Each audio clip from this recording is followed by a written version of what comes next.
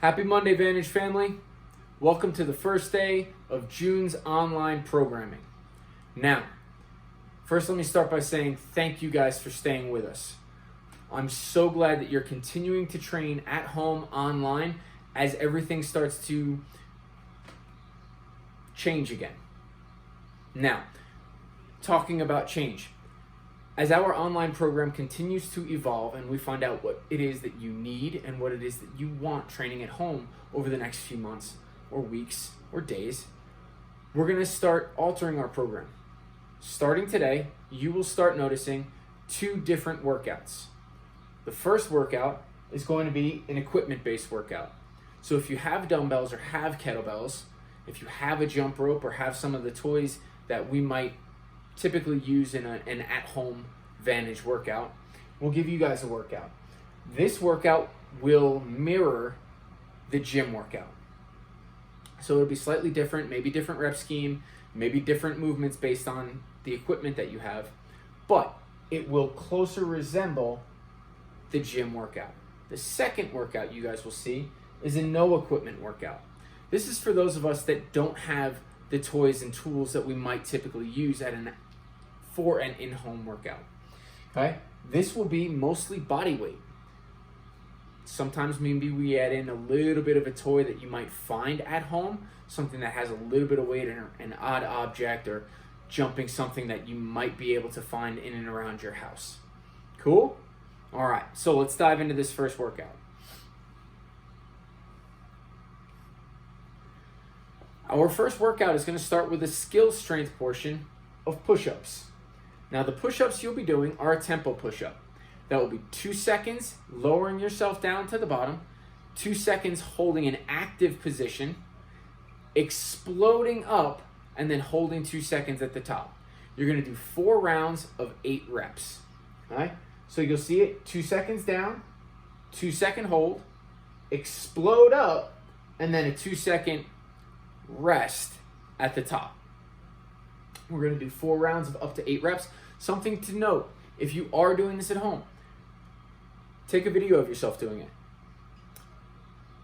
Take some sort of metric so that you know on day 1 what it was that you were going to, right? Whether it's a few pillows, whether it's a few boxes of things, whatever that might be, so that you can track your progress based on how many objects you remove from being underneath you.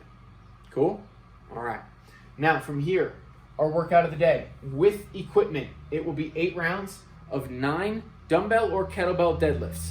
If you've got 2, great. I want you in that suitcase or that farmer carry position, lowering it from the ground up to the hip. If you only have 1 toy, great. We're going to do a sumo deadlift, right? Going in between the legs as opposed to outside. From there, we're going to go 3 squat jumps. Now this is a full squat and a max height jump. Okay, this is going to be substituting a box jump that we're doing at the gym. So I want to make sure that you're thinking somewhere between that 12 and like 30 plus inch box jump. Cool? From there, we're going to go into 12 fast, smooth burpees. Okay? And then you cycle back into your 9 deadlifts, 3 squat jumps, and then 12 burpees. Now looking at this from a strategic point, your sets most likely can be consecutive reps, right? Your 9 deadlifts, even when you get kind of tired and your grip might start getting a little fatigued, you should be able to take a nice deep breath, set your system, and then work through all 9 reps without stopping. Maybe you pause once at the top to catch your breath when we get deeper into the workout, but for all practical purposes, you're continuing to move on this. From there, in between here, your transition, that's where we got to pay attention. Early on, you're going to fly through this. The first, I'm guessing 4 or 5 rounds, you'll probably fly through. The next 3 rounds, you're going to start taking a little bit longer transition time as your legs start to fatigue, as your lungs are trying to catch up with you. So pay attention to your transition time. Give me a beautiful controlled squat, a very powerful, very high explosive jump. And then when you land, I want you to come right back down into the 2nd rep and right into the 3rd rep. So I want these 3 reps to be consecutive once you choose to move. From there, we get this nice smooth transition right down into our first burpee. Chest and thighs touch the floor, jump it back up to your feet, and with this, I want a nice, consistent pace. If we go out too hot on the burpees, everything else is going to become infinitely harder. I would rather see you start slower and more methodical when it comes to these 12.